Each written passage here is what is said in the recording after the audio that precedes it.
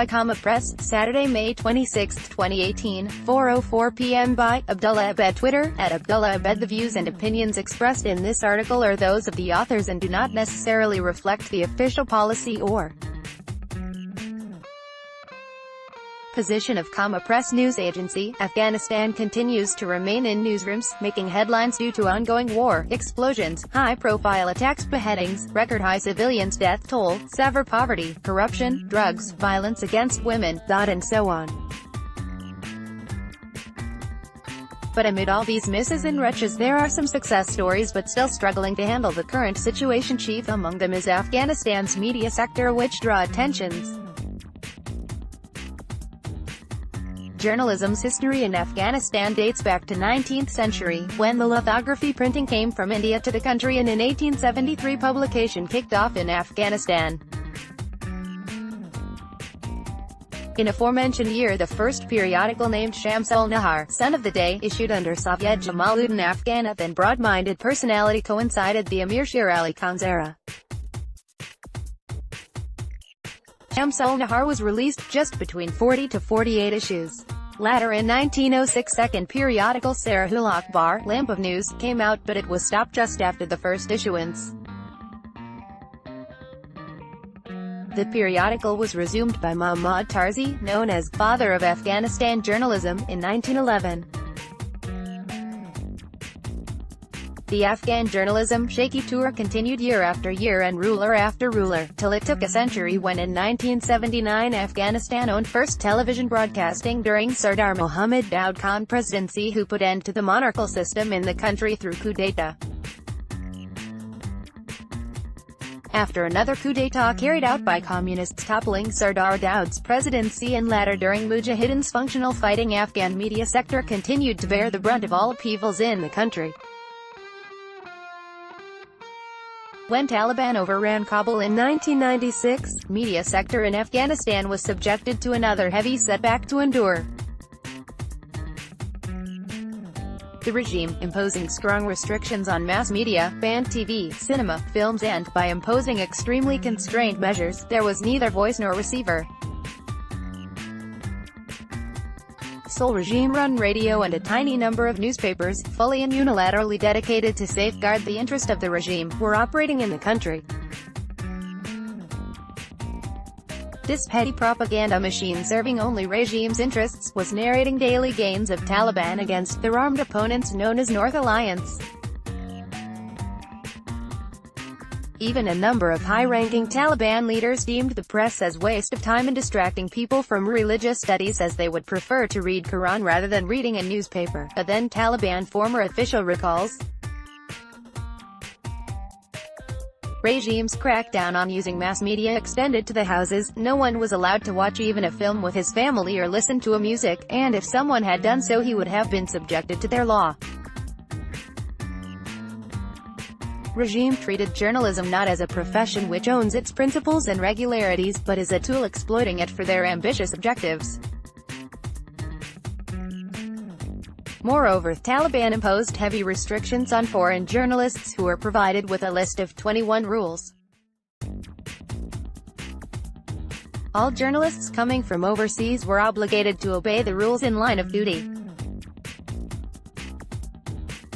Nevertheless, of all aforesaid bans on media sector during the Taliban era from 1996 to 2001, controlling very large parts of the country, after the regime's overthrow in 2001, the group has started imposing taxes on media outlets in some restive provinces by issuing warnings, reminders, even sending them threatening letters to make them pay up, according to a report released by Reporters Without Borders (RSF) in early 2018. Heads of the media outlets taxed by Taliban were critical of local authorities for their inaction to bar the group from taxing them, report added.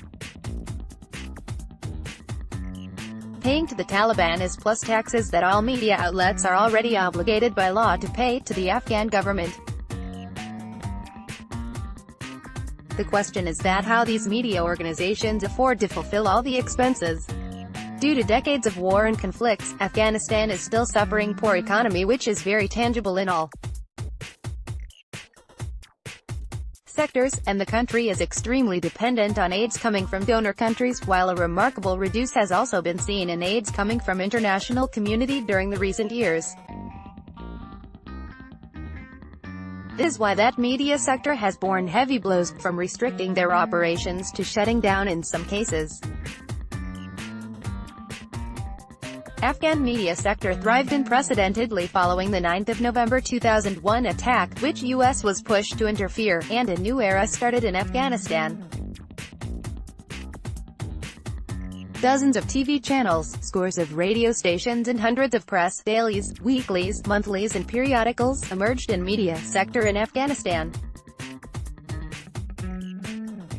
Despite media activities and its presence is stronger than ever, but the sector has been continuing to experience a lot of ups and downs.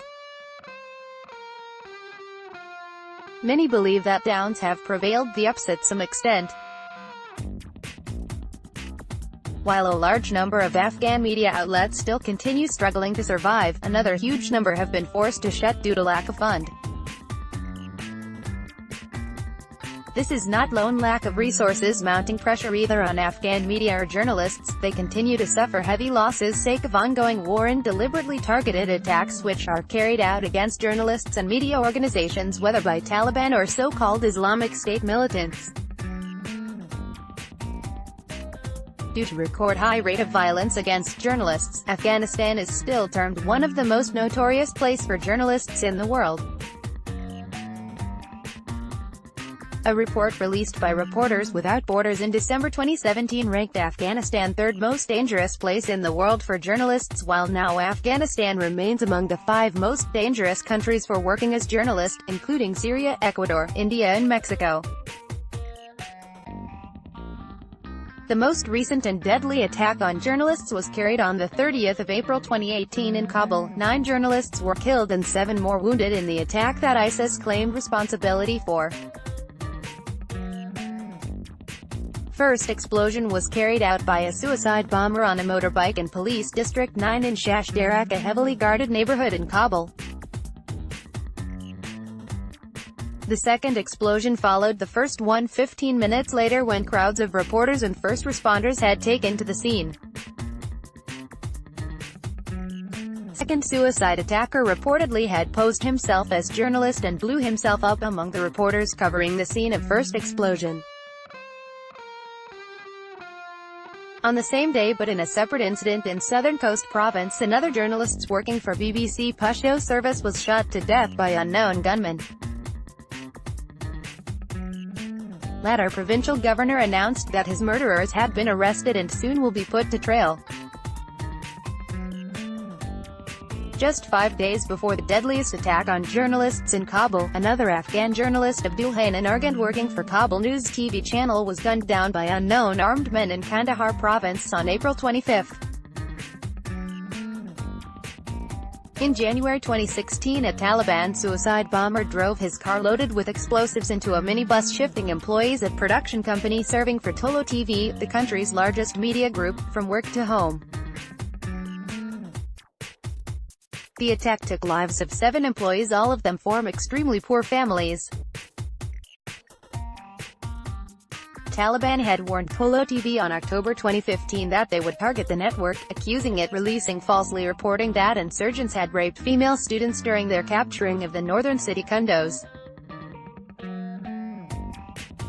The wave of violence against journalists and media workers has not only been stopped but it keeps rising. A report released by Reporters Without Borders (RSF) on the 18th of May 2018 indicates that 36 journalists have been killed in Afghanistan from the beginning of 2016. They have been killed in bombings and other forms of violence by the country's 2 main press freedom predators, the Taliban and Islamic State, Daesh. Report added. These are not mere numbers: 9, 36, 1, 7. Every one of these journalists left behind their world full of dreams.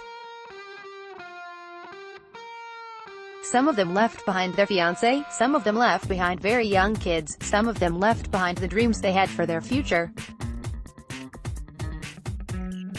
Access to information is another obstacle challenging journalists in Afghanistan in line of duty. Often they are denied by officials for providing information. The Law of Access to Information was signed by President Ghani in 2014, while journalists term it flawed at some extent. Notwithstanding of all dares and ventures during the latest 17 years, journalism and media sector still remain a success story, while there are many other fields that Afghanistan is hobbling in. This is why ex-President Hamid Karzai would pose it to the eyes of international community as his government's chief of achievements. President Ghani is also very open for mounting verbally support for the media and call it as a successive new era in Afghanistan, but the hell is going on against journalists and media in his presidency? So what the journalists and media outlets expect the government are enough measures to be stepped up for their safety. Follow the Comma Press News Agency on Twitter, become a fan on Facebook. Stay updated via RSS. 2 votes, average 5.00 out of 5, loading 144 views, tweet, email, print.